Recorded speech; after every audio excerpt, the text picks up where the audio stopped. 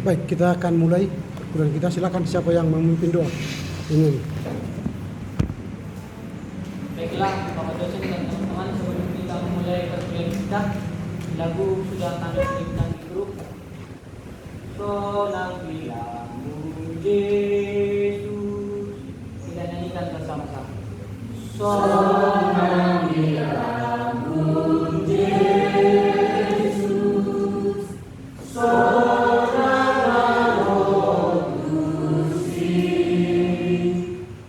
urang beho Maria, lao mandapotoni, tolong hidupon Yesus, sayo mahot Tuhan, salikon haon, cara posiran,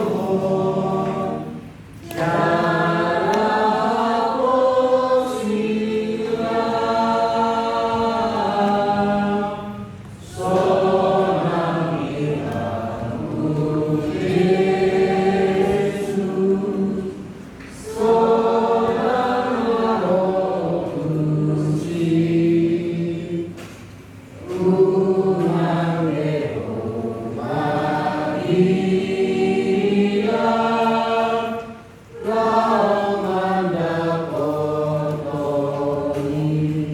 Kata saudara utama tadi,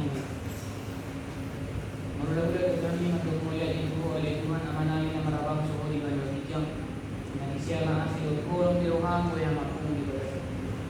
Dan pilih Tuhan, muat Tuhan di bawah hijau dalam memudang persaudaraan. Untuk adalah yang milikku, sebuah berpusi kami yang berbentuk persaudaraan kami, yang bina kami siapa pada sunnah. Sosok dari Tuhan, Yesus nami yang mengajari kami, untuk melihat asabaran dari Tuhan di dalam mengajari kami. Asal itu, kulipat bulu kami yang kaya Tuhan. Terima kasih yang berdoa di bulu sih. Asal kami kami orang di pas-pasun di bagai separuh enam sih. Terima kasih benar kepada Tuhan, sepanjang kami bisa punya terpaksa kami di bagai kecil, mulai persetujuan Tuhan yang maha Tuhan. Dalam matanya yang mengelakkan kami orang bangan sama anak Tuhan Yesus Kristus yang kami, matanya yang kami dulu kami. Amin. Amin.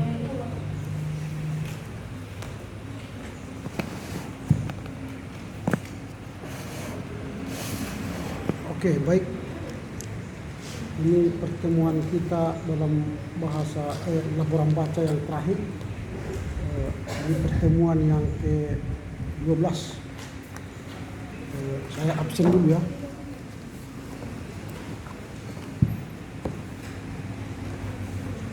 Albert. Lalu. Andre.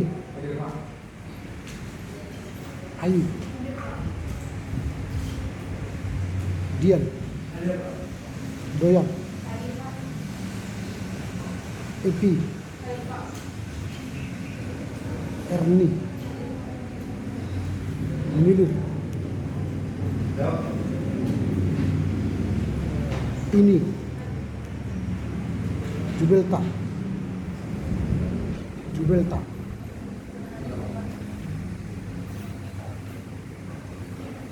Juliandi. Julianto. Christian. Lorenza. Mona. Norika. Richard. Rido. Ririn. Rinaldi. Tabita. Tasya. Tetap. Valentina. Veronica. Juliet. Yunus. Oke, silakan yang di belakang, ada 3 lagi bangku kosong.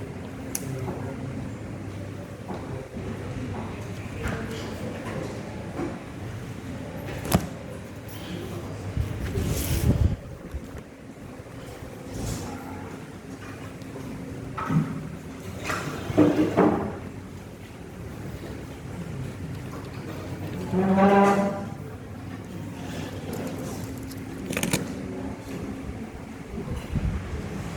jadi pengumuman minggu depan kita libur karena masuk masa libur Paskah ya, tanggal 3 sampai 10. Kita akan masuk tanggal 11 April. Itu berarti kita akan minggu depan setelah libur Paskah masuk pada materi pembahasan kelompok. Sesuai dengan aturan kita, 1 minggu sebelum penyajian kelompok, maka kelompok harus mengirimkan materinya. Kelompok 1 nanti akan membahas Kristologi Paulus. Itu akan disampaikan oleh saudara Erni, Gumilir, Juliandi, Jibrilka, Christian, dan Mona. Berarti kalau kita masuk tanggal 11, itu langsung hari seperti ini, hari Jumat langsung ya. Tanggal 11 hari apa? Tanggal hari itu hari Selasa ya, Selasa. Berarti kita masuk tanggal 14 ya, 14 April. Berarti tanggal 7 April sudah harus dikirimkan ke kita, ke grup ya. Baru setiap kita yang membaca harus ada masukan dari buku-buku yang kita baca atau artikel, jurnal, atau dari manapun sumber yang kita sajikan. Itu yang akan kita sampaikan ke kelompok supaya kelompok menyempurnakan makalah mereka. Kita harus ingat bahwa kita sedang belajar bersama di kelas ini, bukan hendak menjatuhkan teman-teman dalam sajiannya, bukan. Kita sedang belajar bersama yang dipandu oleh kelompok. Lalu kita akan mencapai tujuan dengan bersama-sama memberi kontribusi, supaya kita terlatih saling menolong dalam mencapai tujuan. Tujuan kita nanti ialah bagaimana kita memahami Kristologi Paulus. Ada banyak buku-buku yang membahas Kristologi Paulus. Jadi kita tolong mereka dan kita tolong kita untuk memahami itu. Lalu kalau kita nanti memberi masukan, misalnya saya baca jurnal Dunamis, kirimkan nanti jurnal itu ke WA group supaya dibaca oleh kelompok dalam perbaikannya. Lalu nanti kelompok memperbaiki. Tapi kalau mereka tidak memperbaiki berdasarkan masukan dari teman-teman dari buku-buku itu atau jurnal itu, maka nilai kelompok tidak bertambah. Nilainya adalah nilai pada saat presentasi di depan. Nah, ini mungkin hanya informasi tambahan ke kita. Yang kedua, pada libur Paskah ini, marilah kita mengisi dengan baik ya. Mungkin ambil bagian di setiap gereja kita, apalagi kalian sudah tingkat 3 ya. Harapan orang tua dan gereja, kalian sudah bisa ambil bagian dalam pelayanan. Selain itu, masa liburan ini isilah dengan mempromosikan kampus kita, mempromosikan prodi teologi, prodi PAK, prodi pascasarjana, supaya kampus kita semakin dikenal orang. Saya sudah pernah kirim brosur di grup kita, itu boleh di-share ke grup-grup teman-teman kita yang masih galau mencari tempat belajar, kuliah. Berilah informasi yang baik supaya mereka tertarik dengan kampus kita. Kami secara khusus para dosen nanti tanggal 2 sampai tanggal 6 akan tur dalam rangka promosi khusus program PAK. Karena kita kewalahan sekarang prodi PAK itu minatnya sedikit. Padahal dulu kampus ini primadonanya ialah PAK. Teologi dulu adalah tersisih di sini. Jadi dulu ada 4 kelas, 3 kelas PAK, 1 kelas teologi. Orang-orang teologi sana. Mereka yang menguasai kampus ini. Sekarang kita yang menguasai. Kasihan. Prodi mereka B, kita C. Dan kalian harus sampaikan nanti kepada teman-teman pemuda-pemudi gereja, di negara kita sekarang butuh guru agama, bukan calon pendeta. Calon pendeta sekarang gereja nggak terima kan, banyak nganggur kan. Jadi kalau kalian nanti mau jadi guru agama, jauh lebih bermanfaat melamar guru agama. Butuh kita sekarang guru agama. Tengoklah di kampung-kampung kita guru agama Kristen udah tua, udah mau pensiun 2-3 tahun lagi. Siapa yang menggantikan mereka? Jadi kita harus punya tanggung jawab moral. Jangan hanya gereja kita urus. Pendeta sudah penuh. Kalian nanti daftar tunggu tahunan nanti, daftar tunggu. Daripada menunggu daftar tahunan, menunggu tahunan, ya melamar aja guru agama. Lebih besar gajinya dari pendeta. Kan lebih enak kan? Nah, sampaikanlah informasi itu. Kita sudah bentuk tim untuk promosi. Mudah-mudahan TikToknya segera selesai, nanti share lah ke TikTok atau ke WhatsApp atau kemanapun. Kami sedang bekerja keras. Kita harus bisa mencapai minimal satu kelas penuh 40 orang, atau kalau bisa 2 kelas 80 orang kalau bisa. Tapi kalau tidak bisa, tengoklah tahun yang lalu sudah kerja keras kami hanya 14 orang yang dapat. Mudah-mudahan ini 2 kali aja 28 orang aja. Tapi kalian pun harus ikutlah bekerja. Ngobrol-ngobrol sambil minum di warung kopi, seruput kopinya kan, tapi masukkan idenya, gagasan bahwa STT Nusa Medan akan mencetak sarjana pendidikan Kristen yang lulusannya akreditasi B, mampu ditampung di berbagai lini, bisa guru PAUD, guru TK, guru SD, SMP, SMA. Dan katakan bahwa sekarang Menteri Pendidikan, siapa yang memimpin guru PAUD bisa pegawai negeri, ASN. Jadi jangan merasa kalau guru PAUD hina, bukan. Menteri Pendidikan menghargai guru-guru PAUD. Nah, inilah didukung nanti dalam doa. Tur kami nanti ke Sidimpuan, dari Sidimpuan ke Sibolga, Barus, baru Singkil, Sidikalang. Itu non stop itu, jalan terus promosi. Sekaligus temu alumni dan tracer study. Tracer study itu melacak di mana alumni kita berkarya, apakah linear atau tidak. Kalau dia sarjana teologi, apakah jadi pendeta? Kalau sarjana pendidikan, apakah dia guru? Kalau tidak linear, nanti kampus kita pun akan dinilai kurang. Jadi kami harus lacak di mana alumni kita semua bekerja. Doakanlah supaya ini berjalan dengan baik, karena perjalanannya rutenya agak jauh ya.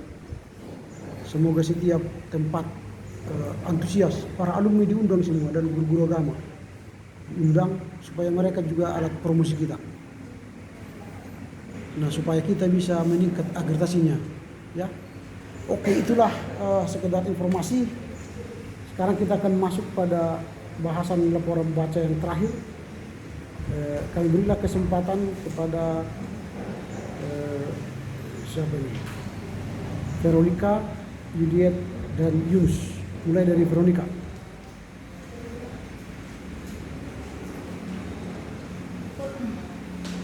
Selamat pagi buat kita semua. Selamat pagi. Yang menjadi pembelajaran kita pada hari ini yaitu Teologi Surat-Surat Umum atau AM. Diambil dari buku Teologi Perjanjian Baru penulis Yohanes halaman 415 sampai 452. Surat-surat umum atau juga bisa disebut dengan tulisan-tulisan surat Katolik, di mana surat-surat umum ini berbeda dengan surat-surat yang dituliskan oleh Paulus, dikarenakan surat-surat umum ini tidak diketahui ditujukan langsung kepada siapa surat-surat ini ditulis. Dan ada 5 pokok pembahasan yang boleh kita bahas dalam surat-surat umum ini, yaitu pertama surat kepada orang Ibrani, yang kedua surat Yakobus, yang ketiga surat pertama Petrus, yang keempat surat kedua Petrus, dan yang terakhir surat Yakobus. Nah, yang pertama kita masuk ke surat kepada orang Ibrani.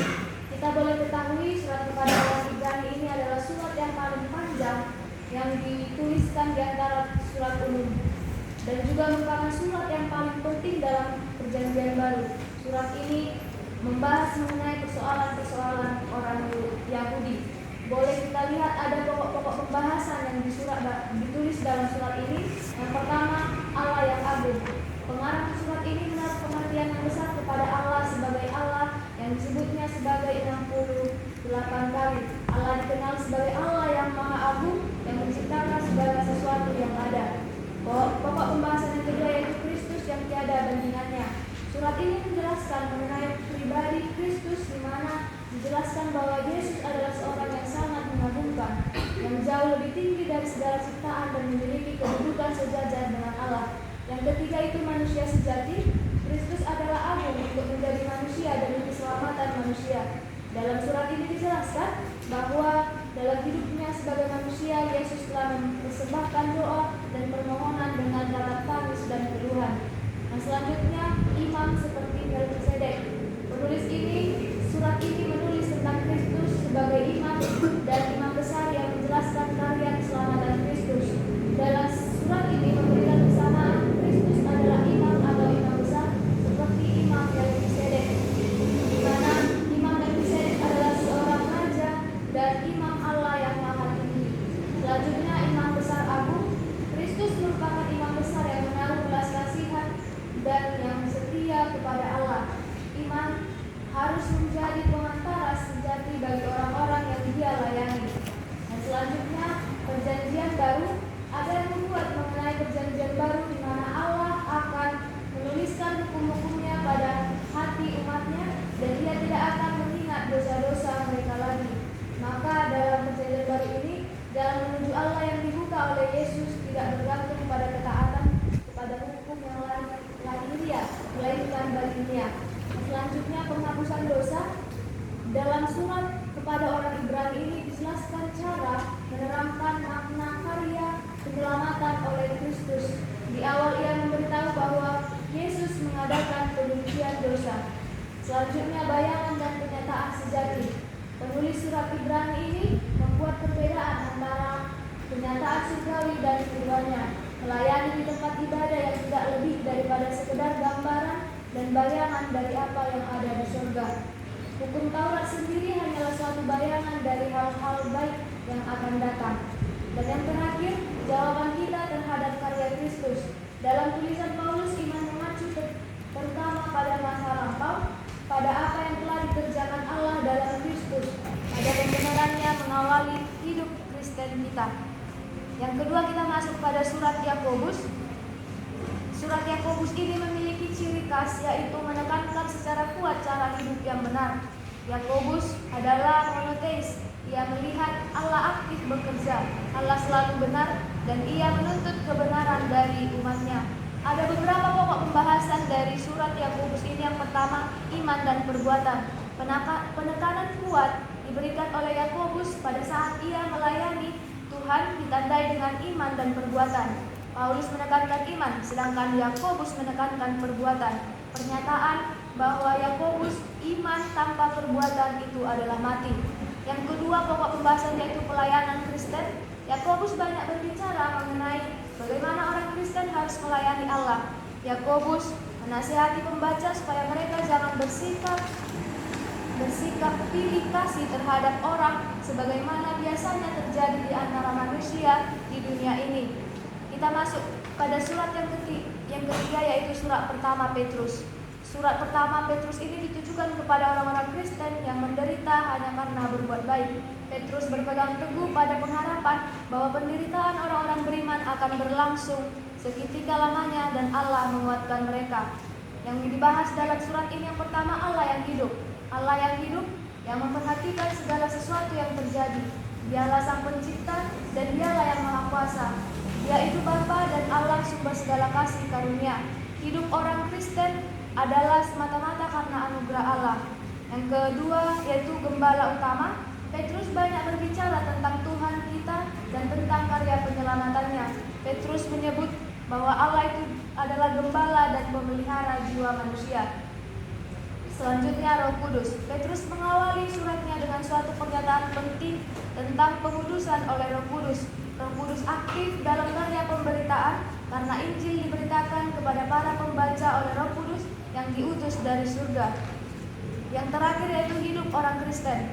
Seluruh surat ini menjelaskan bahwa orang-orang beriman sudah memiliki keselamatan dalam hidup ini. Kita dilahirkan kembali bukan dari benih dapat binasa, melainkan dari benih yang tidak dapat binasa. Yang keempat itu surat kedua Petrus. Surat kedua Petrus yang ini memusatkan pada topik keselamatan yang dianugerahkan Allah dalam Kristus dan cara hidup yang seharusnya mewarnai kehidupan orang yang telah mengalami keselamatan. Petrus menyebut Yesus sebagai Allah dan Juru Selamat kita. Dalam Dia, keselamatan berarti bahwa segala sesuatu yang berguna untuk hidup yang saleh telah diberikan kepada kita. Keselamatan adalah anugerah yang luar biasa dan harus sangat dihargai. Yang dibahas dalam surat kedua Petrus ini yaitu guru-guru palsu. Dalam zaman perjanjian lama, Allah mengutus nabi-nabi besar ke Israel dan para nabi palsu yang telah berusaha menyesatkan bangsa itu. Petrus mengatakan bahwa guru-guru palsu menyangkal penguasa yang telah menebus mereka. Dan yang terakhir yang dibahas dalam surat-surat umum ini yaitu surat Yudas. Surat Yudas ini ditulis berbicara tentang penghakiman Allah atas orang-orang yang berdosa, mereka yang binasa di padang gurun, para malaikat yang berdosa, Sodom dan Gomora. Sebenarnya Yudas ingin berbicara mengenai keselamatan, namun surat Yudas menekankan pentingnya iman yang benar dan cara hidup yang lurus. Dalam pandangan Yudas, guru-guru palsu tidak mampu mengerti. Pada akhirnya Yudas berharap bahwa Allah dalam Kristus akan menjaga kita agar tidak jatuh dan akhirnya membawa kita tanpa noda ke hadapannya. Demikian pembahasan kita mengenai teologi surat-surat umum atau AM. Terima kasih. Oke, lanjut kepada Buya.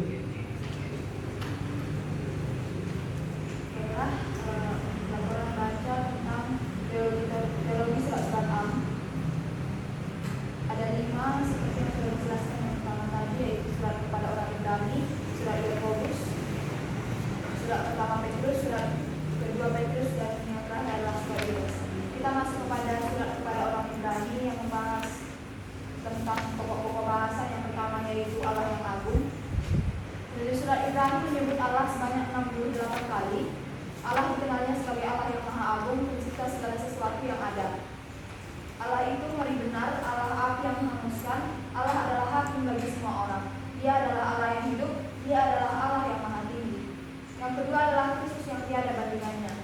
Kristus adalah anak yang jauh berbeda dengan para nabi, yang artinya tingkatan Yesus berbeda dengan tingkatan orang-orang hebat sekalipun. Ia adalah cahaya kemuliaan Allah. Dia lebih tinggi daripada para malaikat karena nama yang dikaruniakan kepadanya jauh lebih indah daripada nama mereka, para malaikat yang menyembah Dia dan melayani Dia. Yang ketiga adalah manusia sejati. Yesus yang dijadikan seperti saudara-saudaranya, Ia telah menderita karena pencobaan. Dalam hidupnya sebagai manusia, Yesus telah mempersembahkan doa dan permohonan dengan teratak tangis dan keluhan. Yang selanjutnya adalah imam seperti Melkisedek. Arti nama Melkisedek sendiri adalah Raja Kebenaran. Dari gelarnya berarti Raja Damai Sejahtera. Penulis kitab Ibrani ini membahas Melkisedek secara khusus. 3 kali ia mengatakan bahwa Kristus adalah imam besar seperti Melkisedek. Yang selanjutnya adalah imam besar dan imam besar agung.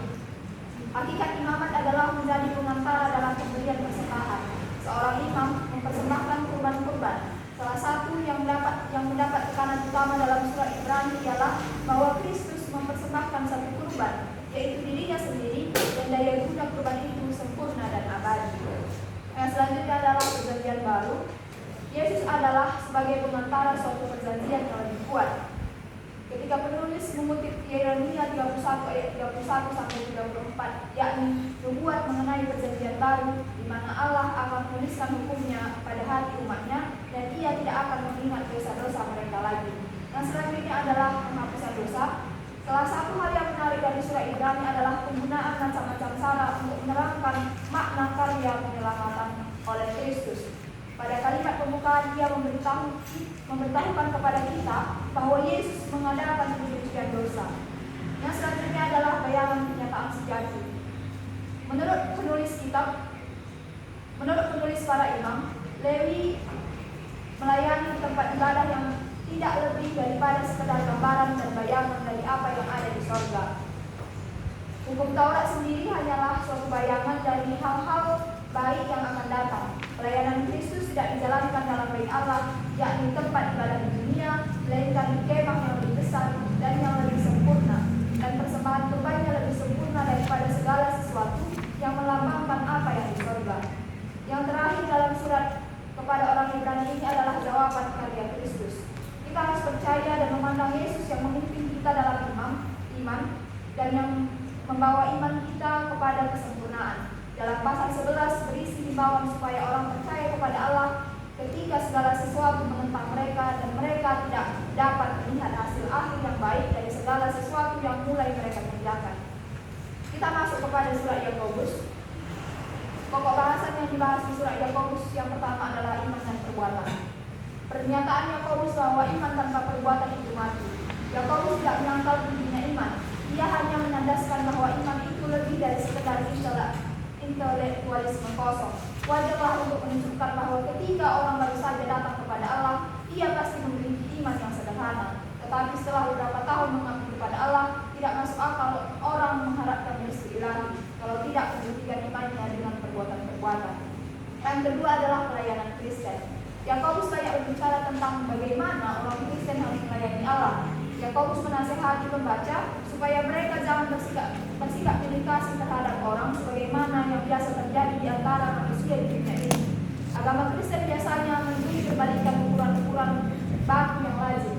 Yakobus mengecam keras kaum kaya yang tidak miskin. Kita masuk kepada surat pertama Petrus, yaitu pokok bahasannya yang pertama adalah Allah yang hidup. Allah yang hidup yang memperhatikan segala sesuatu yang terjadi. Allah yang tak henti-hentinya aktif bekerja dalam ciptaannya dan yang secara khusus memperhatikan orang-orang yang untuk mereka anaknya mati. Ia senantiasa menjaga mereka dan biarpun mungkin mereka dipanggil untuk menderita demi Dia, mereka harus percaya bahwa rencananya sedang dilaksanakan bahkan dalam penderitaan mereka itu. Yang kedua adalah gembala utama. Petrus menyebut dia gembala dan memelihara jiwa. Kata pemelihara ataupun episkopos yang dipakai adalah kata yang dipakai untuk menyebut uskup dalam suatu jemaat. Petrus menyebut anak domba tentang gambaran kurban. Kematian Kristus merupakan tebusan sekaligus kurban, dan segala sesuatu yang dipersiapkan secara samar-samar dalam kurban-kurban lama ini terlaksana sepenuhnya dalam diri Kristus. Yang selanjutnya adalah Roh Kudus. Roh Kudus aktif dalam karya pemberitaan. Karya Injil diberitakan kepada para pembaca oleh Roh Kudus yang diutus dari surga. Pemberitaan Injil bukanlah melalui karya manusia. Kalau Roh Kudus tidak bekerja, pemberitaan itu tidak akan efektif. Yang terakhir adalah hidup orang Kristen. Kita dilahirkan kembali bukan dari benih yang dapat binasa, melainkan dari benih yang tidak dapat binasa. Yang berarti perpisahan total dari kejahatan. Kita diberi nasihat supaya jangan melakukan hal-hal jahat seperti menuruti hawa nafsu dari kehidupan kita yang lampau. Yang selanjutnya kita masuk kepada surat kedua Petrus. Petrus menyebut Yesus sebagai Allah dan juru selamat kita. Bagi Dia keselamatan berarti bahwa segala sesuatu yang berguna untuk hidup yang saleh telah diberikan kepada kita. Keselamatan adalah anugerah yang luar biasa dan harus sangat dihargai. Pokok bahasan dalam surat kedua Petrus ini adalah guru-guru palsu. Petrus mengatakan bahwa guru-guru palsu menyangkal penguasa yang telah menembus mereka. Kristus telah membeli semua orang beriman dengan darahnya. Dalam hal apa guru itu menyangkal hal ini tidaklah jelas. Boleh jadi tindak tanduk mereka tidak sesuai dengan kepercayaan sejati pada penebusan, atau mungkin mereka mempunyai pengertian yang berbeda tentang makna salib. Yang terakhir adalah surat Yudas. Yudas berbicara tentang penghakiman Allah atas orang-orang berdosa. Sebenarnya Yudas ini berbicara mengenai keselamatan, akan tetapi karena kebutuhan yang mendesak saat itu, maka ia terpaksa menangani situasi saat itu. Waktu mengecam kesombongan para pengajar sesat itu, ia bercerita tentang penghulu malaikat Mikael dan bagaimana ia membiarkan Allah yang membalas sejahat.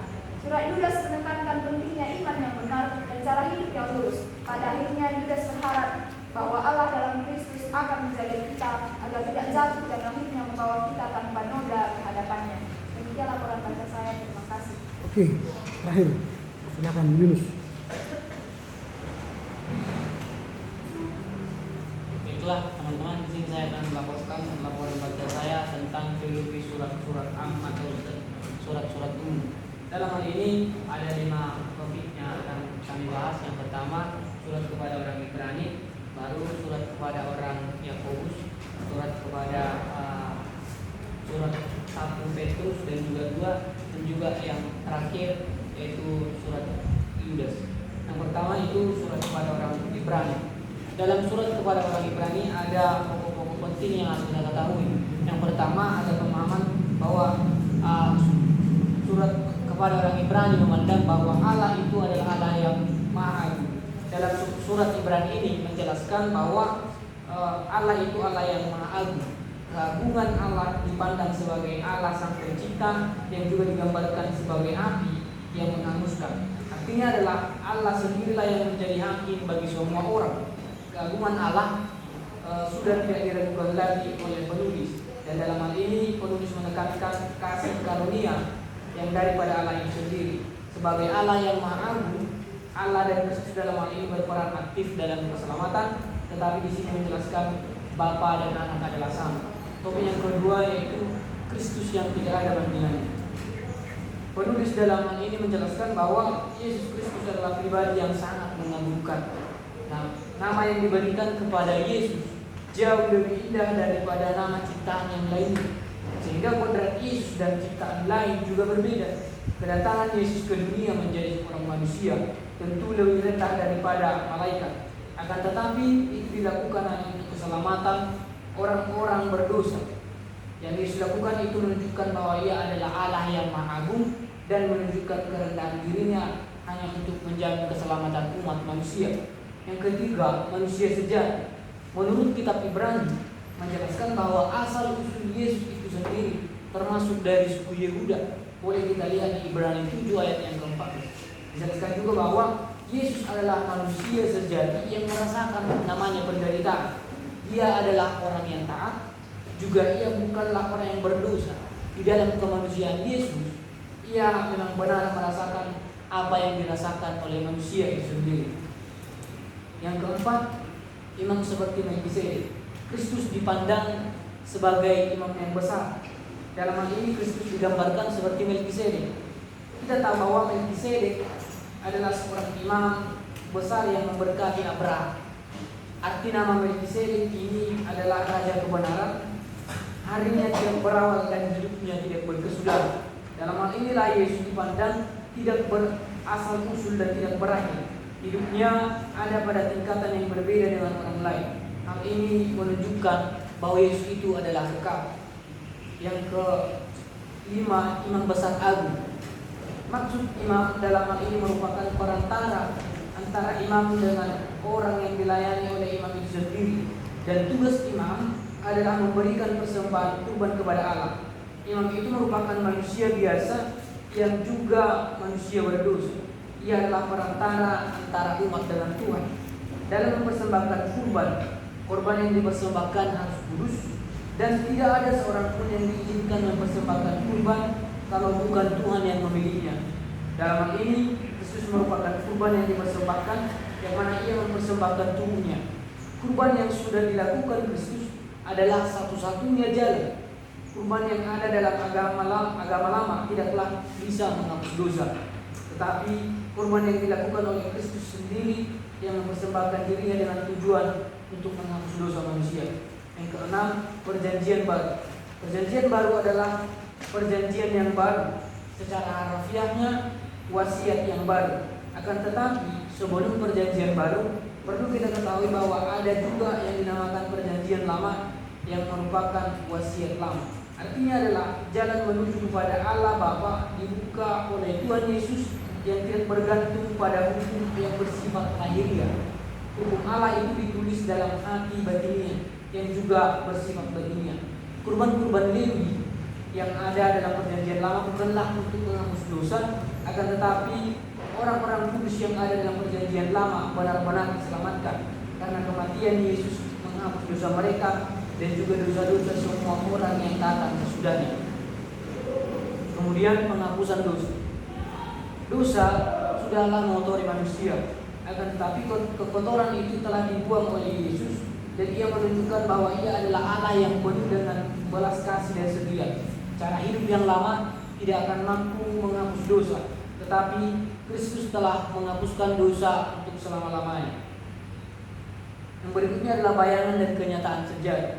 Dalam hal ini penulis juga menjelaskan bahwa hukum Taurat bukanlah merupakan suatu bayangan dari hal-hal yang akan datang. Hukum itu sendiri bukanlah kenyataan yang sebenarnya. Pelayanan Kristus tidak dijalankan dalam bait Allah, yakni tempat ibadah dunia, melainkan di kemah yang lebih besar dan lebih sempurna. Yang berikutnya adalah jawaban kita terhadap karya Kristus. Pemahaman Paulus tentang iman terhadap kata iman hampir sama dengan yang ditulis dalam kitab Ibrani ini. Kita harus percaya agar beroleh hidup. Kita harus melihat Yesus yang membawa kita ke dalam iman sehingga menuju kepada kesempurnaan. Kita datang menghadap kepada Allah dengan perantaranya. Menghadap Allah artinya datang kepada Allah dengan hati yang tulus dan ikhlas dan memiliki keyakinan iman yang teguh. Dan ketaatan itu merupakan hal yang penting karena Kristus telah menyelamatkan orang-orang yang taat kepadanya. Yang kedua, surat Yakobus. Dalam surat Yakobus juga ada beberapa topik yang akan kami bahas. Yang pertama, iman dan perbuatan. Dalam surat Yakobus mengatakan dalam terang-terangan bahwa iman tanpa perbuatan pada hakikatnya adalah mati. Menurut sebagian orang, pendapatnya itu telah menentang ajaran Paulus tentang pembenaran hanya oleh iman. Sebagian orang berpendapat bahwa Yakobus menekankan perbuatan sementara Paulus menekankan iman. Pelayanan Kristen. Menurut Yakobus sendiri, pelayanan orang Kristen itu sangatlah perlu, tetapi Yakobus membuat hal itu menjadi semakin spesifik antara orang kaya dan orang miskin. Ia mengatakan apa yang dianggap miskin bagi dunia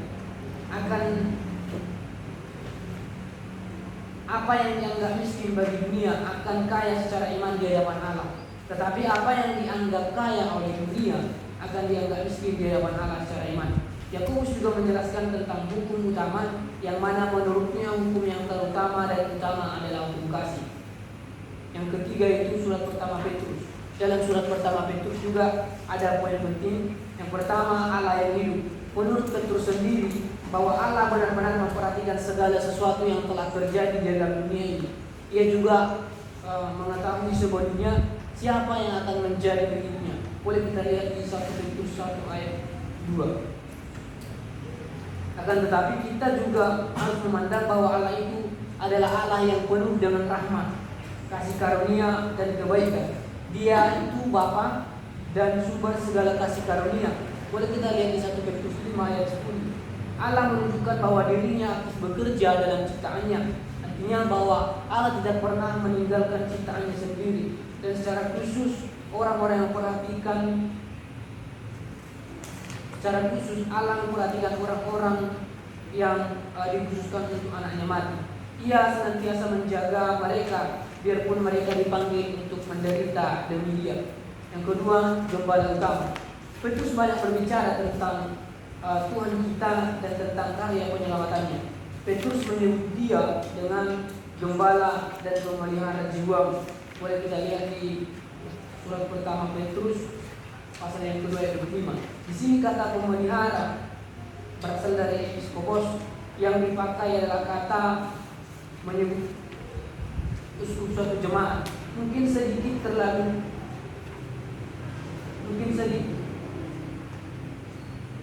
Begitu juga halnya dengan gembala yang agung. Boleh kita lihat di surat pertama Petrus 5 ayat yang keempat, yang hanya terdapat di sini dalam sumber diri. Penulis yakin akan kedudukan tinggi yang dimiliki oleh Kristus itu sendiri. Yang ketiga adalah Roh Kudus. Petrus dalam hal ini memang tidak membahas Roh Kudus dalam suratnya, akan tetapi ia memberikan tanggapan terhadap Roh Kudus, bahwa Roh Kudus itu juga bisa disebut dengan Roh Kristus. Roh juga bertindak untuk menguruskan dan memilih anggota jemaat, dan Roh Kudus juga menjadikan orang-orang layak untuk melayani Allah. Yang berikutnya adalah hidup orang Kristen. Surat pertama Petrus menjelaskan bahwa hidup orang Kristen itu menjadi hidup yang kudus, mengutamakan hidup di dalam iman kepada Kristus, hidup di dalam kasih, hidup di dalam sukacita, serta orang yang memiliki pengharapan di dalam kehidupannya. Yang kedua, yang keempat adalah surat kedua Petrus. Dalam surat kedua Petrus ini memiliki kesamaan yang sama dengan pandangan Paulus. Hanya saja dalam tulisan Paulus menjelaskan tentang kaum atau orang beriman. Sementara dalam surat kedua Petrus ini tujuannya adalah keadilan dan kebenaran Kristus yang mendatangkan keselamatan. Keselamatan yang dimaksud oleh surat ini bukanlah keselamatan yang berasal dari dunia ini, melainkan keselamatan yang berasal dari hasil kerja atau karya Kristus itu sendiri. Yang pertama, guru-guru palsu. Di dalam perjanjian lama juga sudah dijelaskan bahwa ada guru-guru palsu yang datang untuk menyesatkan orang-orang yang beriman. Dan dalam perjanjian baru juga dijelaskan bahwa masih ada pengajaran-pengajaran sesat yang datang di dalam surat kedua Petrus ini. Ajaran yang sesat diajarkan pengajar sesat itu adalah ajaran yang tidak mengakui penguasa atau pencipta penebus mereka. Yang terakhir adalah surat Yudas.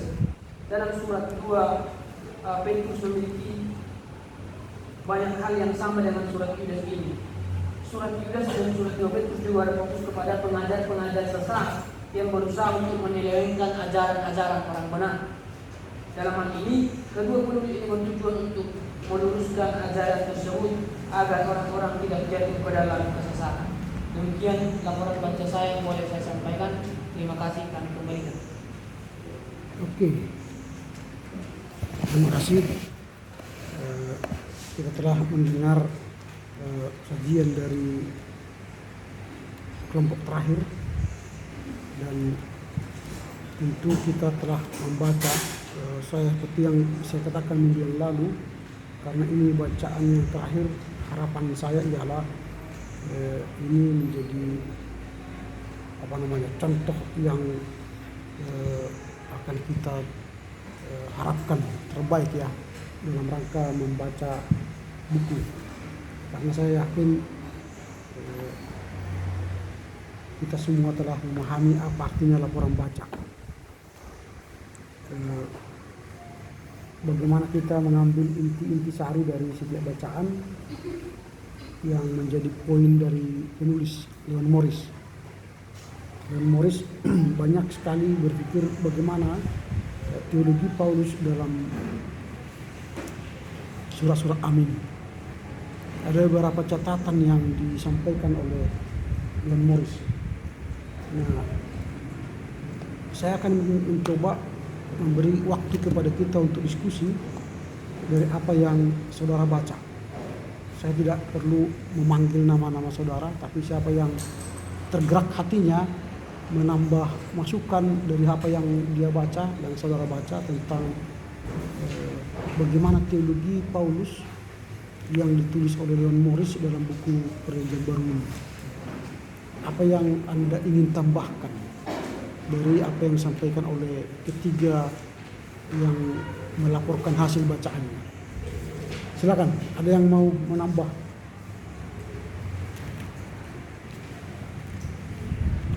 Ada? Silakan.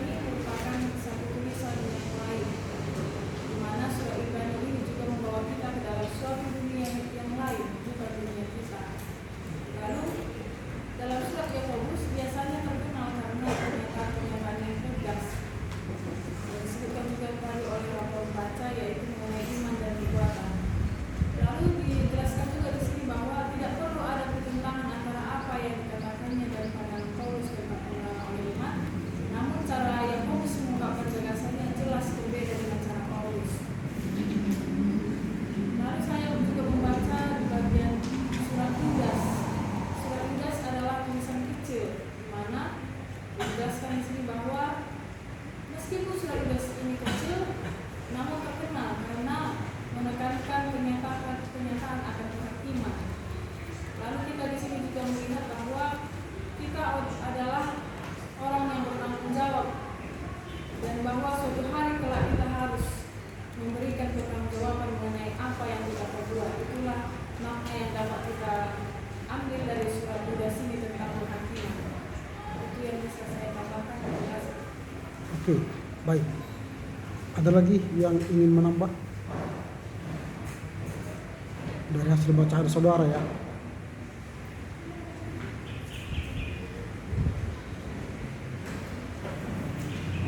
Ada? Atau tidak baca semua?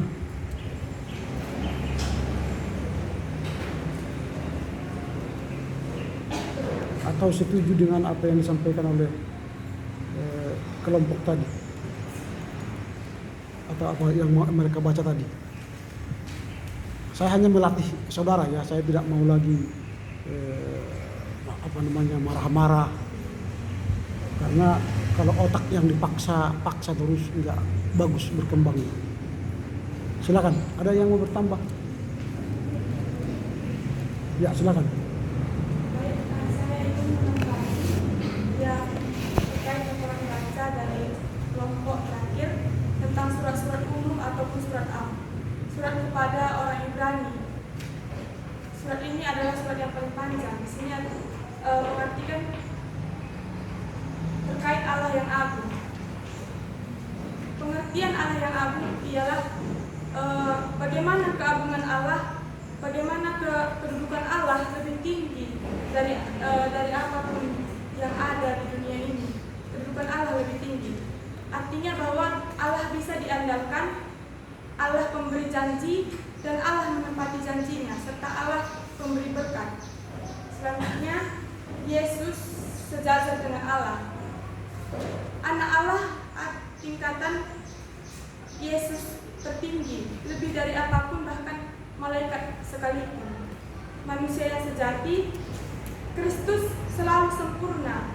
Ia siap menderita dan mencapai kesempurnaan, karena Ia sudah benar-benar menderita, sehingga dengan segala penderitaan yang Dia alami, pencobaan, sama seperti manusia yang mengalami kegelisahan, mengalami penderitaan, namun lebih daripada itu, Kristus sempurna karena Ia benar-benar menderita. Imam yang seperti Melkisedek mengartikan bahwa arti nama Melkisedek merupakan raja kebenaran, berarti raja damai sejahtera. Keduanya ini mengacu kepada karya Kristus sebagai raja damai sejahtera. Imam yang besar, di sini tugas imam adalah memberikan persembahan kurban kepada Allah. Imam itu adalah manusia biasa yang berdosa. Berlaku juga untuk Kristus sebagai perantara antara Allah dan umatnya. Kristus mempersembahkan kurbannya, yaitu dirinya sendiri. Sekian tambahan dari saya. Silakan tadi. Oh ya, silakan. Terima kasih untuk kesempatannya Pak. Terima kasih juga kepada teman-teman yang membaca hari ini. Adapun tambahan dari saya dari teologi surat-surat umum atau A, memang sudah dijelaskan sebagai teolog, yakni surat-surat umum disebut dengan tulisan surat-surat katolik, yakni berbeda dengan surat-surat Paulus, karena surat-surat umum itu tidak menyebutkan langsung kepada siapa yang ditujukan. Nah, memang ada 5 teologi surat-surat umum itu. Saya menyoroti yaitu bagaimana pandangan mereka terhadap Allah. Yang pertama, surat kepada Ibrani, orang Ibrani menyebut Allah adalah Allah yang mencipta. Dan yang kedua, surat Yakobus menyebutkan orang Kristen harus melayani Allah. Dan yang ketiga, surat pertama Petrus menyatakan Allah adalah yang hidup, sumber segala kasih karunia. Dan yang ketiga, yang keempat, surat kedua Petrus menyebutkan Yesus sebagai Allah juru selamat. Dan yang terakhir, ada yang kelima yaitu surat Yudas yang menyatakan bahwa penghakiman Allah di atas orang-orang yang berdosa. Demikian tambahan dari saya. Terima kasih. Ada lagi yang mau menambah? Ada? Ya, silakan.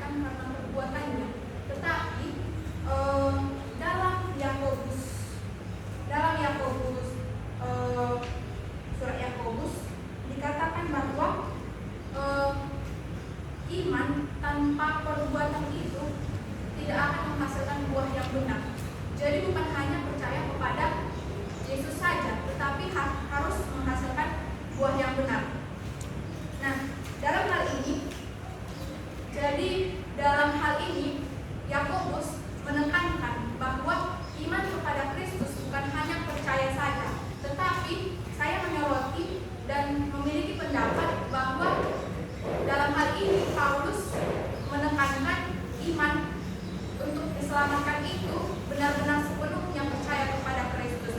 Sementara untuk Yakobus sendiri, ia berpendapat bahwa iman yang benar itu bukan hanya percaya kepada Kristus, tetapi juga harus ada aksi, harus ada perbuatan. Karena itu tadi, iman tanpa perbuatan adalah mati. Artinya nonsense gitu, tidak ada faedahnya gitu. Bukan dalam Yakobus 1 ayat 6 dikatakan bahwa kalau seseorang berdoa, dia harus betul-betul memintanya dalam iman gitu. Jadi nggak bisa asal berdoa. Dan juga doa yang lahir dari iman itu berkuasa untuk menyembuhkan dalam Yakobus 5 ayat 15. Jadi penekanan yang saya pahami di sini adalah Yakobus bukan bermaksud untuk membenarkan iman itu, bukan bermaksud keselamatan itu dari perbuatan, bukan itu, tetapi yang dia tekankan adalah iman kepada Yesus Kristus. Yang benar itu adalah ketika seseorang melakukan perbuatan yang baik di mata Tuhan dan berkenan di hadapan Tuhan. Demikian Pak. Terima kasih Pak. Oke, ada lagi yang mau menambah?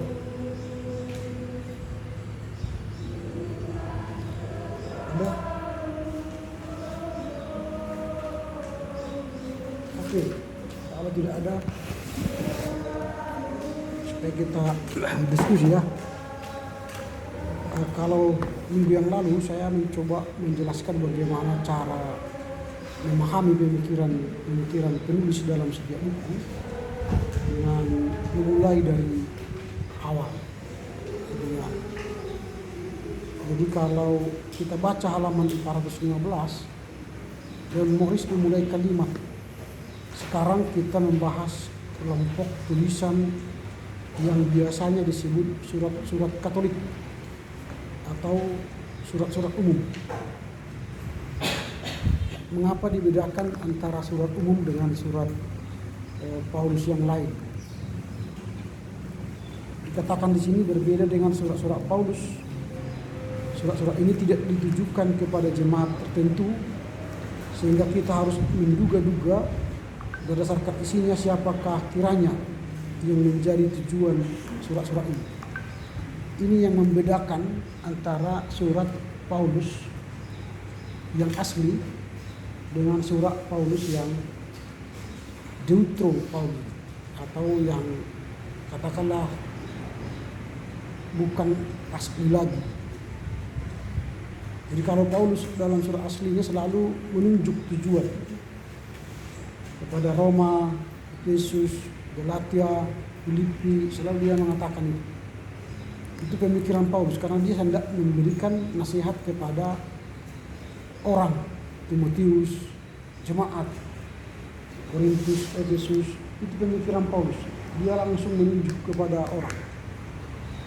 Tapi dalam surat-surat yang umum ini, yang Katolik ini, tidak jelas kepada siapa dia tujukan. Maka disebut dengan surat Am. Ini yang kita lihat bagian ini. Baru dia katakan lagi di alinea kedua, surat kepada orang Ibrani merupakan surat yang paling panjang. Nah, kalau surat Ibrani itu nanti kalau kita lihat teologinya, itu sama sekali tidak ada korelasinya dengan pemikiran-pemikiran Paulus. Sudah jauh berbeda. Surat Ibrani 13 pasal membahas yang lain daripada pemikiran Paulus. Maka ada orang berkata ini bukan tulisan Paulus. Nah ini yang kita lihat. Maka dia katakan, Leon Morris mengatakan di sini harus dianggap salah satu tulisan yang paling penting dalam PB. Karena banyaknya ya, sehingga diterima ini. Ini sebenarnya tidak bisa digolongkan ke surat Paulus lagi sebenarnya, tapi ya karena para ahli memasukkannya ke surat umum, ya digolongkan lagi ke surat Paulus. Sebenarnya para ahli, banyak ahli yang tidak setuju surat Ibrani ini masuk dalam kelompok pemikiran Paulus karena sudah jauh berbeda. Misalnya soal Melkisedek itu hanya di Ibrani itu ada membahas Melkisedek. Kemudian Yesus sebagai imam besar itu hanya di Ibrani. Dalam teologi Paulus tidak ada imam besar. Kalau kalian baca nanti mulai dari Roma sampai Timotius, Titus, tidak ada terminologi imam besar. Terminologi Melkisedek tidak ada. Tetapi di surat Ibrani ini bicara soal imam besar Melkisedek. Itu tidak ada dalam pemikiran Paulus. Ini yang kita lihat. Tapi ini penting karena apa? Teologi dalam Ibrani ini berbicara soal ketaatan. Kristus sebagai manusia taat kepada Allah hingga mati. Walau dia menderita. Paulus mencatat itu. Penulis Ibrani mencatat itu. Yesus taat sampai mati. Walau dia menderita, dia setia kepada Tuhan. Ini jadi teladan bagi orang Kristen. Maka nih surat Ibrani ini diterima sebagai buku iman. Karena mampu mengajar orang percaya supaya setia sampai mati. Taat sampai mati.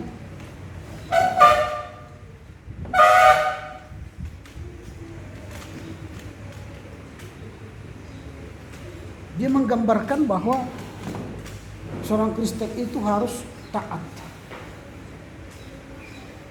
Baru Leon Morris dalam halaman 415 dia bicara surat Petrus, yang kedua surat Yudas biasanya tidak terlalu dihargai. Ini dijelaskan oleh Leon Morris di bagian-bagian awal. Baru akan tetapi kitab-kitab ini merupakan bagian dari kanon.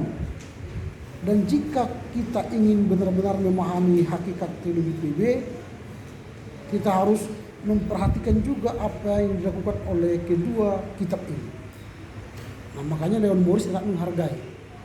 Walau para ahli kitab, teolog-teolog Perjanjian Baru tidak memberi ruang kepada surat 2 Petrus dan surat Yudas, tapi menurut Leon Morris dia memberi ruang dalam teologi PB kepada dua surat ini. Alasannya dia katakan di sini paling tidak kedua kitab ini mengingatkan kita bahwa tidak semua orang dalam jemaat PB berkemampuan seperti Paulus atau seperti Yohanes. Nah, ini argumentasi dari Leon Morris. Bahkan dia menambah lagi paling tidak orang pasti akan rugi jika mengabaikan kitab-kitab ini. Artinya bagi Leon Morris, kitab 2 Petrus dan Yudas itu penting dalam berteologi. Baru dia tutup hanya 3 alinea itu, semuanya ini maksudnya surat-surat amnya tulisan individual. Jadi bukan tulisan Paulus yang asli, tapi tulisan individual seseorang. Ada orang yang menulis lalu mengambil pemikiran-pemikiran Paulus, lalu supaya diterima menjadi kanon dia mengaku itu penulisnya Paulus. Bisa seperti itu, bisa. Kalau kalian misalnya contoh ingin terkenal, artikel kalian bisa diterima di jurnal-jurnal, cantumkan aja nama profesor yang kalian kenal, numpang. Pak, saya numpangnya, saya buat bapak penulis kedua profesor, gitu ya. Lalu dia menulis, kirim ke jurnal-jurnal. Jurnal itu menerima tulisan kita bukan karena kita pintar atau hebat, tapi karena ada profesor di situ yang menulis. Padahal pemikiran itu bukan pemikiran profesor, itu pemikiran kita, tapi kita tompang nama profesor itu supaya diterima. Lalu terbitlah tulisan kita di jurnal. Kalau orang membaca, oh ini bukan pemikiran Profesor, karena gaya bahasanya, tulisannya, kata-kata yang digunakan bukan bahasa Profesor. Ngerti maksud saya? Nah, seperti itulah tulisan surat-surat Amin. Jadi mereka mencantumkan nama Paulus supaya tulisan ini diterima oleh khalayak ramai, umat Kristen kala itu. Dan ketika diadakan kanon, tulisan itu berbobot, tapi dimasukkanlah ke surat-surat umum Paulus. Nah ini ya, jadi mengapa ada surat-surat umum? Mengapa ada surat-surat Paulus? Membedakannya di situ.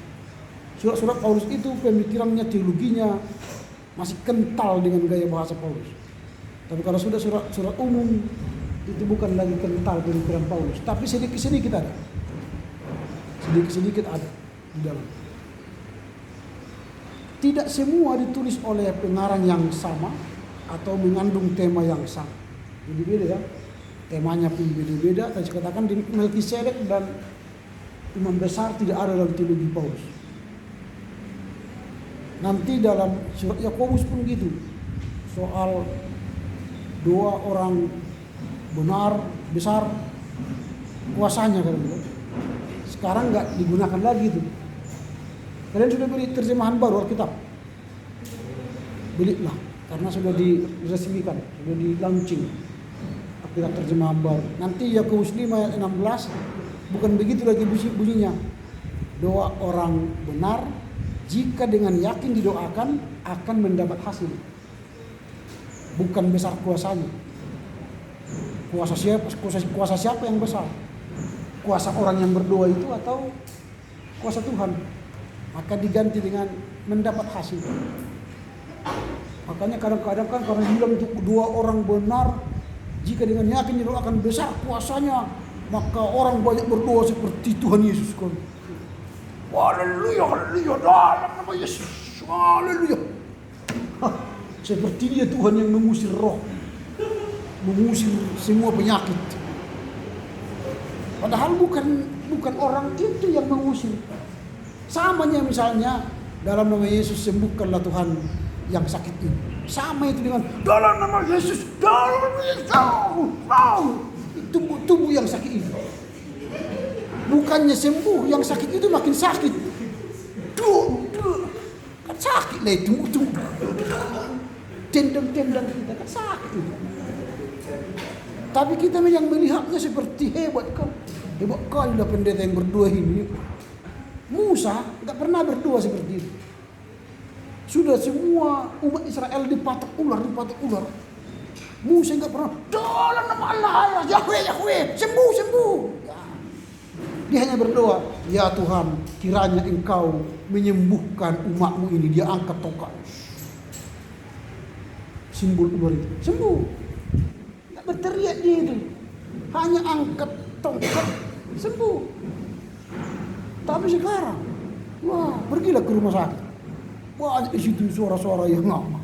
Memaksa pula itu. Memaksa.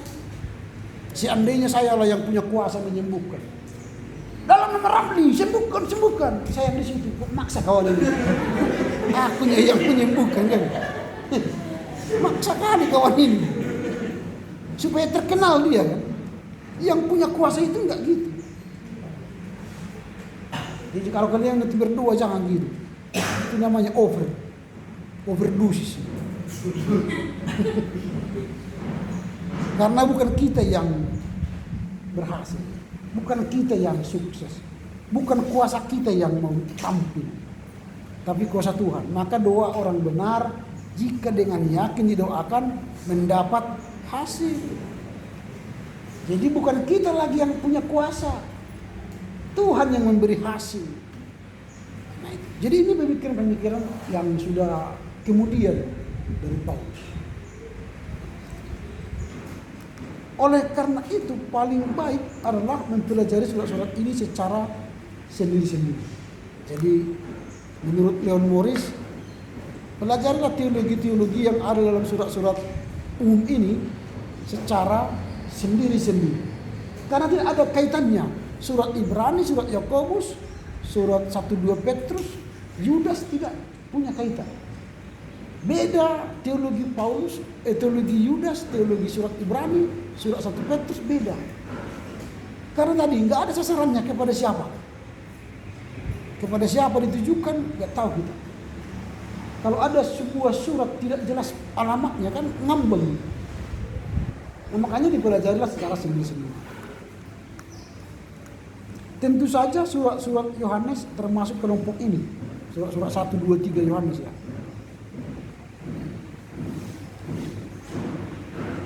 Namun jelas mempunyai hubungan yang erat dengan tulisan-tulisan Yohanes lainnya. Nah memang kalau kita bandingkan dengan tulisan surat 1, 2, 3 Yohanes dengan Yohanes, itu minggu yang lalu ya kita sudah bahas itu masih punya kaitan. Baik pemikiran Yohanes 1, 2, 3 Yohanes dan surat Wahyu. Walau kita sudah melihat nanti pemikiran Yohanes akan berbeda dengan 1, 2, 3 Yohanes dan berbeda lagi di di Wahyu. Pemikiran Yohanes itu kan memulai dari Kristus, lalu nanti berakhir dalam kehidupan Kristus. Itu Injil Yohanes. En hologos. Pada mulanya, itu sudah diganti. Jangan dipakai lagi nanti.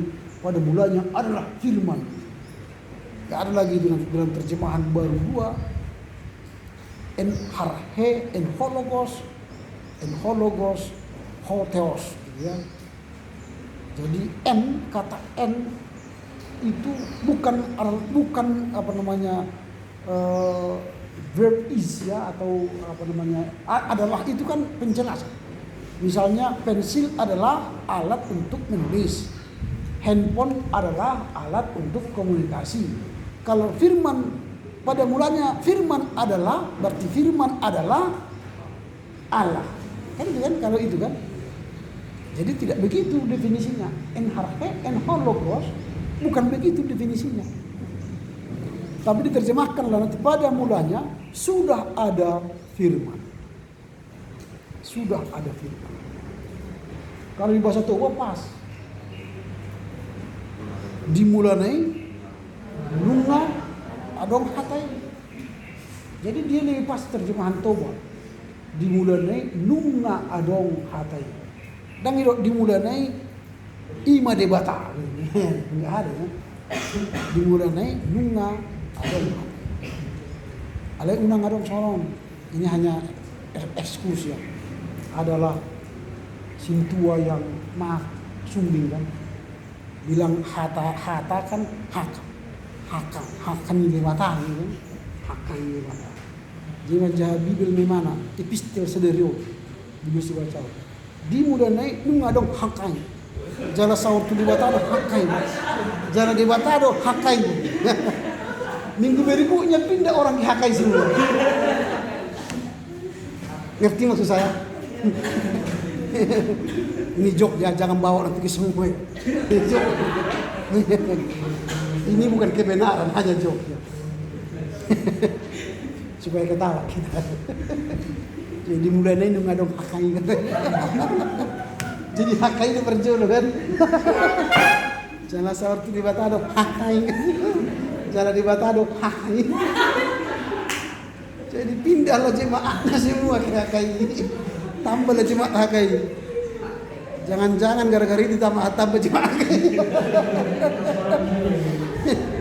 Yang mungkin yang teman-teman Karong nggak mengerti ya. Jadi maksudnya hata itu kan jadi hakai gitu. HKI kan Kuliah Kristen Indonesia. Jadi pindah orang ke sana. Kok jadi lari ke sana ya. Jadi itu ya. Jadi tulisan-tulisan Yohanes itu kan berbeda teologi. Dia mulai dari Yesus, kehidupan Kristen. Tapi di Injil Yohanes 1, 2, 3 dimulai dari Allah Bapa. Dan tidak ada membahas Roh Kudus. Dan ada juga membahas kehidupan Kristus. Nanti bagaimana kehidupan praksis itu kan diajari Yohanes di 1, 2 Yohanes. Bagaimana hospitality, keramah tamahan. Lalu diajari bagaimana secara praktiknya Gaius menyambut teman saudara-saudaranya di 3 Yohanes itu. Harus menerima tamu di rumah kita. Itu kehidupan Kristen.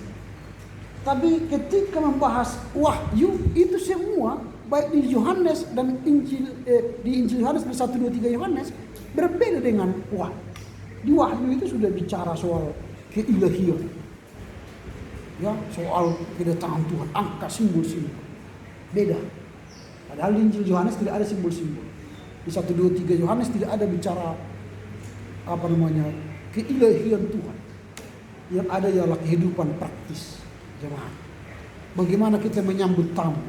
Itu 1, 2, 3 Yohanes itu kebenaran. Ya 1 Yohanes, 2 Yohanes itu bicara soal bagaimana melakukan kebenaran. 3 Yohanes itu menerima orang dalam kebenaran.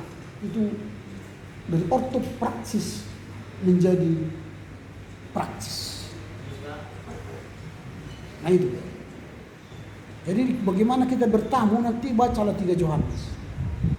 Dulu kalau ada tamu dari kampung, enak sekali orang menerima tamu dari kampung kan. Karena dia bawa beras, bawa ayam, bawa kelapa. Lalu senang kalau ketemu dengan keluarga dari kampung. Senang karena ada reunian. Sudah bagaimana tulangmu, bulangmu, opungmu, ya diceritalah. Bagaimana ladang kita, desa sawah kita, bagaimana semua ditanya. Senang, entah berapa hari pun di rumah, mereka senang. Karena hospitality-nya, keramah tamahannya luar biasa. Kalau sekarang datang tamu dari kampung, belum masuk rumah, ditanya kapan pulang. Belum masuk rumah. Halo horas, kapan kalian pulang? Itu loh. Sadis sekarang, sadis. Dan tidak ada lagi dibawa ayam, tidak ada lagi dibawa beras, tidak ada lagi dibawa kelapa. Yang dibawa masalah. Sawah yang itu sudah begini, itu tulang kita begini, bakal orang malas dulu. Kapan kau pulang? Itu kan. Kalau dulu tamu datang, ayam kita mati. Dulu datang tulang kita, paman kita, bibi kita, mati ayam. Ekornya sama kita, kakinya sama kita, dagingnya sama tulang kita kan. Lalu waktu makan, makan dulu baru sisanya baru kita makan. Sekarang kalau datang tamu nggak ada yang mati, nggak ada lagi yang mati, karena sudah pakai GoFood. GoFood gitu.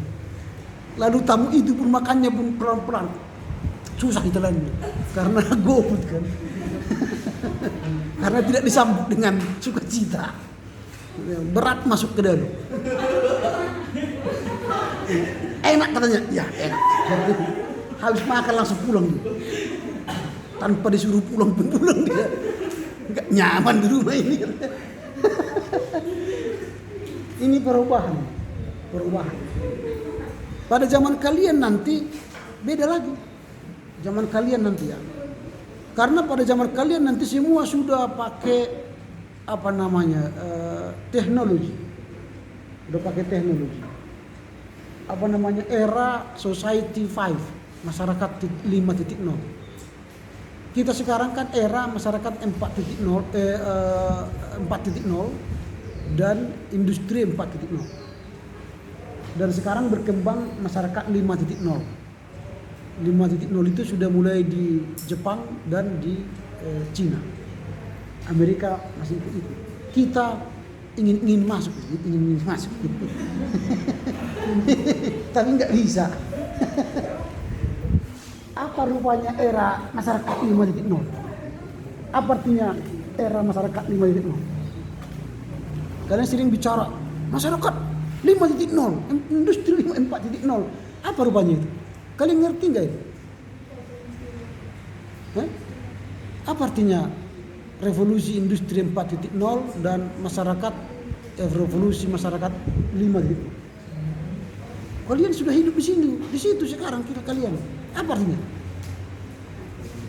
Wah, tidak paham juga ya. Kalau industri 1.0 itu menggunakan tangan, tubuh. Orang mau bertani pakai cangkul, Orang mau ke kota jalan kaki. Itu 1.0 industri. Revolusi industri 2.0 mulailah berpindah ke traktor. Mulailah ada alat-alat industri. Mulailah ada pabrik. Bukan manusia lagi menenun, bukan lagi. Lu ada percetakan alat-alat. 3.0 mulailah dari yang manual, surat-surat manual, mulailah elektrik mail, datanglah email, datanglah mesin komputer, ya. Beralihlah dia ke percetakan, printed, email. Lakulah waktu itu Canon, digital, Kodak, Kodak juga gitu. Film dibeli dulu, 12 film. Maka orang berfoto itu harus dipilih. Jangan sembarangan. Karena ada satu roll film itu 12 film. Tercek. Mahal itu satu tercek. Baru 24, meningkatlah 24 film. Itu harus dicuci. Kalau dipeltek, tercek, itu harus dicuci. Baru tempel di rumah. Bangga sekali dulu orang kalau ada foto di rumahnya. Karena itu mahal. Karena dia datang dari kota bawa film 12 momen. Coba lah 12 momen.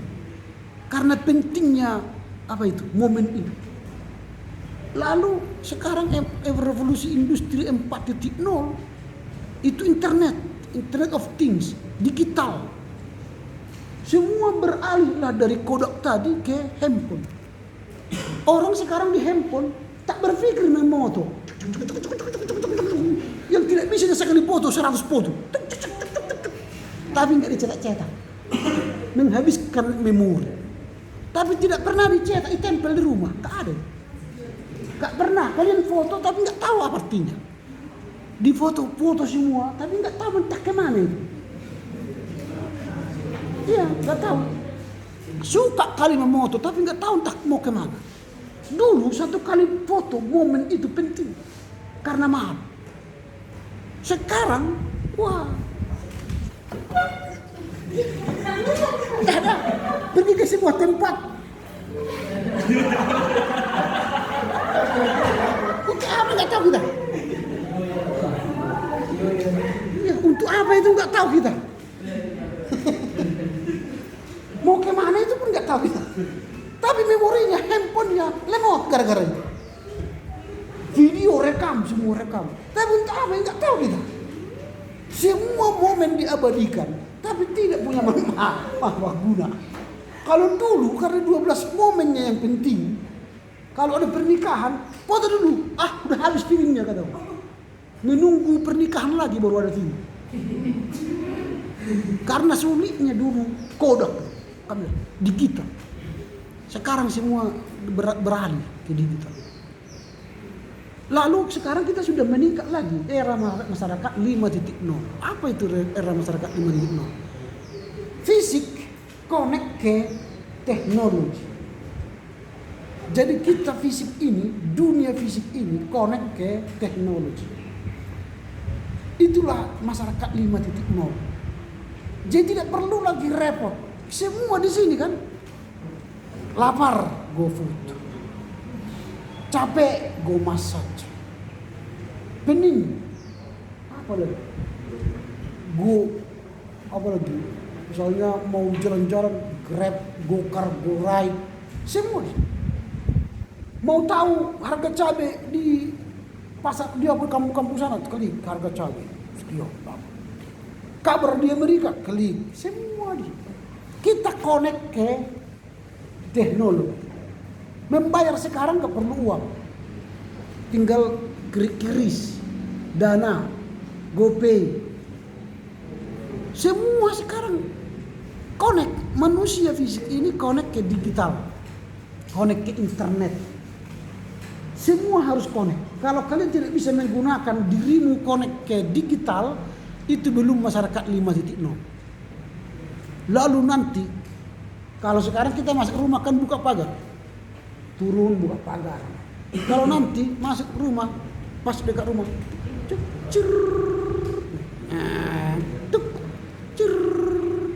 tutup sendiri. Itu di Australia udah jalan itu. Kita masuk pas di mobil gini kan, dari mobil dia tuk buka pagar,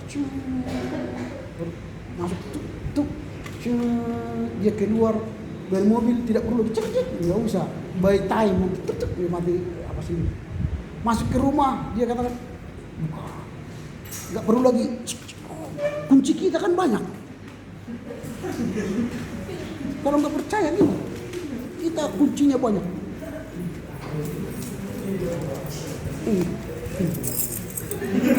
Banyak. Mulai kunci lemari, kunci pintu, kunci apa, semua kunci-kunci. Kalau nanti nggak perlu lagi ini, tinggal kuas. Kita sekarang banyak kartu, dompet kita tebal bukan karena uang, tapi karena ini kartu banyak kartunya, makanya capek kita bawa ini. Ini berapa ons ini? Tiap hari dibawa. Capek berat kan? Nanti kita hanya satu kartu. Itulah KTP, itulah ATM, itulah go di tol, itulah semua connecting semua. Pergi nanti kalian ke Malaysia, jangan jauh-jauh berpikir. Ke Malaysia saja, satu kartunya kita. Coba isi bensin nanti, baru kita ambil apanya, isi sendiri. Nggak ada orang di pom bensin. Di Jogja itu sudah kami lakukan. Pom bensin isi. Semua gitu nanti. Masuk ke rumah gitu aja. Cuk. Kalau di Australia mata. Karena di sana kan banyak apa? Kanguru. Kalau hanya pakai sensor lewat, nanti datang terus nanti apa kanguru ke rumah kita. Kalau kanguru kan nggak mungkin gini ya kan? Jadi kalau kita masuk ke rumah orang tanpa pernah di-scan mata kita nggak bisa masuk. Harus kita telepon dia baru dia buka pintu baru kita bisa masuk. Itu nanti di era kalian begitu datanglah tamu dari kampung kalian ya. Datang dia. Mang baru terang kali. Nggak punya apa. Karena dia belum pernah scan gini kan. Tapi kalau sudah pernah scan, mau buka sendiri. Datang. Kenapa nggak dibuka-buka? Ya nggak bisa lah, karena sudah era digital. Tanpa disentuh, ini sekarang kan tanpa kalian kasih ini nggak bisa dibuka. Ini era kalian ini. Era kita digital, ini connecting ke digital, ke internet. Kalau dulu zaman kami masih bisa di apa? Masih bisa di tipek. Ada kesalahan kan di tipek. Diterima. Kalau zaman sekarang nggak bisa di tipek. Masa kalian bisa tipek ini? Misalnya aku buat ini, kamu bisa buat ambil tipek gini, nggak bisa. Nggak bisa ditipek ini, harus benar. Maka era sekarang harus benar. Salah satu angka pun nggak bisa terbuka. Kalau nggak benar di angkanya nggak bisa. Misalnya ini saya gini kan aja, nggak bisa.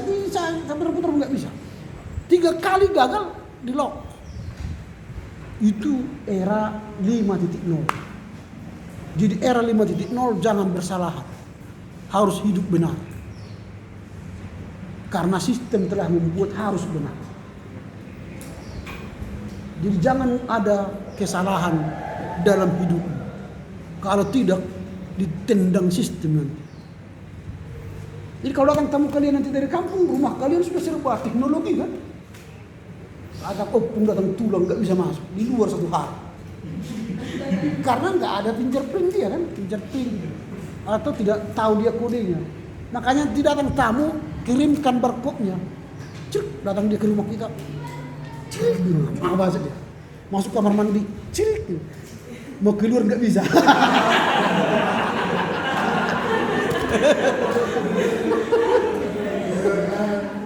Kan enak dong. Nanti kalian enak loh. Di zaman kalian ya, hidup di apartemen. Apartemen kan sekarang ini di di Manhattan kan, apartemen banyak kan. Masuk ke rumah. Masak teh, masuk sendiri. Teh Anda telah masak, bikin kopi. Kopi Anda telah siap. Hidupkan TV. Antv. Nggak enak. Indosiar. Nggak enak. Film-film barat. Laga. Terserah. Arnold Schwarzenegger. James Bond. Arnold Schwarzenegger. Ada banyak pilihan. Terbaru yang lama, yang baru. Tinggal ngomong. Nggak percaya sekarang. Coba buka, saya sudah kirim di tempat kalian ya. Oh, kalian belum ada. Kemarin kan sudah saya pegang nih. ChatGPT kalian sudah buka. Kok bisa? ChatGPT. Sekarang ini dengan adanya ChatGPT, Google kewalahan. Dia kasih kode red warning. ChatGPT. Dia seperti manusia. Tapi dia jawab hanya one way. Tanya. Habis. Makanya sampai perguruan tinggi sekarang tidak mengizinkan ChatGPT dalam menulis skripsi, tesis dan disertasi. Sebelum diumumkan di sini dilarang, pakai kalian. Udah banyak kampus sekarang. Karena tiba-tiba mahasiswanya A semua. Heran dosen sekarang. Tiba-tiba semua tugas-tugas A. Karena mesin. Sebutkanlah teologi perjanjian baru 2 tentang kematian Kristus. Hanya 1 menit. 1 menit selesai. 1 menit. Langsung koi pasti. Kumpul. Selesai. Persoalannya kalian tidak tahu langkah selanjutnya itu aja. Sumbernya dari mana kan? Itu rahasia saya. Bagaimana mencari sumber dari buku mana tulisan ChatGPT itu? Ada lagi alatnya. Jangan saya kasih tahu ke kalian. Kalau mau perlu datang ke saya, datang aja ke saya. Itu. Saya klik. Kalau kalian punya paper nanti UAS, kalian tidak kasih tahu dari mana sumbernya, saya hanya klik itu, masukkan ke sistem saya, cerit. Dari buku ini kelihatan. Anda berbohong seolah-olah itu pemikiranmu. Saya tahu dari mana sumbernya. Ada alatnya. Itu era 5.0. Gak bisa berbohong. Jadi kalau kalian mencoba berbohong, kalian bukan lagi era di titik 5.0. Atau misalnya kalian tinggal, ini kan sekarang industri 4.0, masyarakat 5.0. Pergi kalian ke pasar naik beca. Itu era industri itu apa? Kalau naik beca. Yang pertama, itu kan menggunakan tenaga manusia. Era 5.0, tapi yang digunakan becak dayu. Hidup dalam masyarakat 5.0 yang digunakan komputer hanya komputer tok. Tidak digunakan komputer ini jadi komputer pintar. Handphone ini menjadi handphone pintar. Ini namanya smart. Iya, tapi kalian tidak menggunakannya dengan smart. Harus ini telepon cerdas, ini komputer cerdas. Tapi kalian yang menggunakannya tidak cerdas. Sayang kalau hanya untuk telepon WhatsApp. Di sini semua. Kalau kalian mengeksplor di sini semua. Kalau mau lebar layarnya pindahkan ke sini. Makanya banyaklah kalian duduk di kursimu mengeksplor ini, barang mewah ini. Karena semua di sini. Seringlah kalian ikut pelatihan-pelatihan, cara menulis yang baik. Tontonlah YouTube bagaimana pembelajaran di kampus yang baik, bagaimana cara mengingat, bagaimana cara mengoutline buku, bagaimana cara membuat laporan buku. Nanti di situ diajari. Cuma itu aja tadi, karena kalian tidak banyak menghabiskan waktu di sini. Hari apa sekarang? Wah, cuma ya. Kalau sebutkan hari apa sekarang? Hari ini gitu. Kalian nggak percaya sekarang? Saya coba ya. Enak sekarang. Tidak perlu lagi kita nulis-nulis. Tinggal kita ngomong. Mungkin saudara ini katanya itu. Dia akan bicara sendiri. Mengetik pun kita bisa tanpa Maaf ya. Oh di sini tidak diaktif atau di sini. Kita kan belum menggunakan handphone kita, komputer kita dengan baik. Tidak cerdas gitulah. Kita ambil contoh.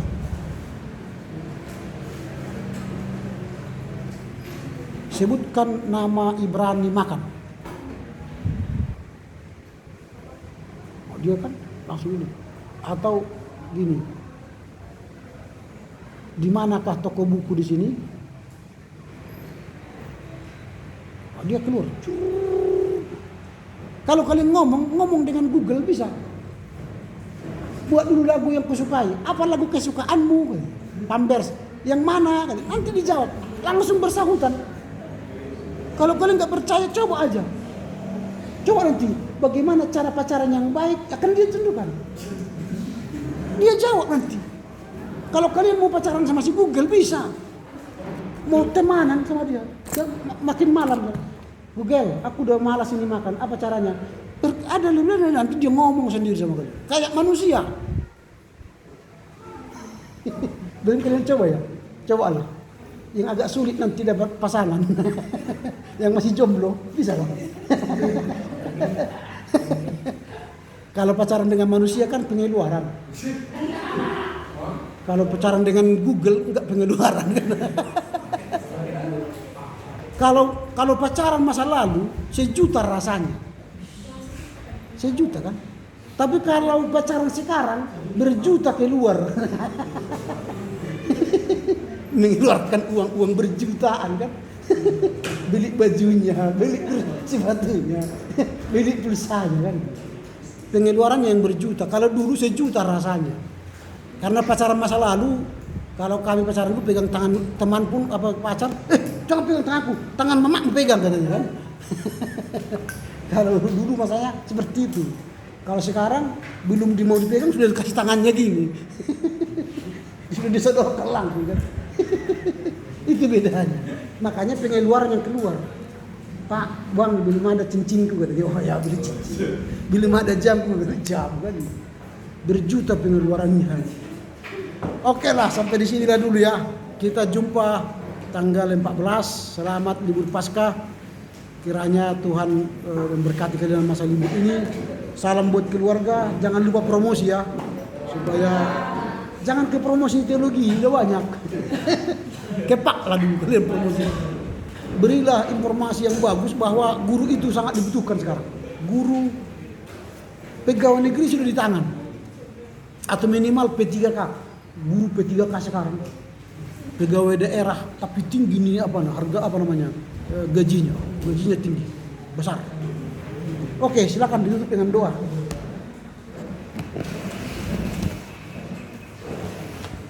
Untuk mengakhiri perkuliahan kita, mari kita berdoa. Allah Bapa yang kami kenal dalam nama Tuhan Yesus Kristus, sungguh terima kasih Tuhan buat berkat Tuhan yang boleh kami rasakan di pagi hari ini Tuhan. Kami anak-anak-Mu serta Bapak dosen kami di sini Tuhan telah menyelesaikan perkuliahan kami, yaitu mengenai teologi, surat-surat umum atau ahli Tuhan. Kiranya apa yang menjadi pengetahuan yang kami boleh dapat pada hari ini Tuhan, boleh kami gunakan pada kehidupan kami di masa yang mendatang Tuhan. Tuhan Yesus Tuhan yang baik, sebentar lagi kami akan berpisah dari tempat ini. Kiranya Tuhan yang memberkati kami perjalanan, sehingga pada aktivitas kami selanjutnya Tuhan kami boleh mengikutinya dengan baik sesuai dengan kehendak-Mu. Tuhan Yesus, kami berdoa juga untuk Bapak dosen kami Tuhan, kiranya Engkau yang senantiasa memberkati beliau, berikan beliau kesehatan, panjang umur, serta murah rezeki. Ini kami Tuhan, anak-anak-Mu, kami penuh dosa Tuhan, kami mohon ampun akan dosa salah yang kami perbuat, supaya kami boleh layak disebut sebagai anak-Mu. Ini kami Tuhan, dalam nama Tuhan Yesus kami berdoa dan mengucap syukur. Amin. Amin. Selamat beribadah ya. Amin.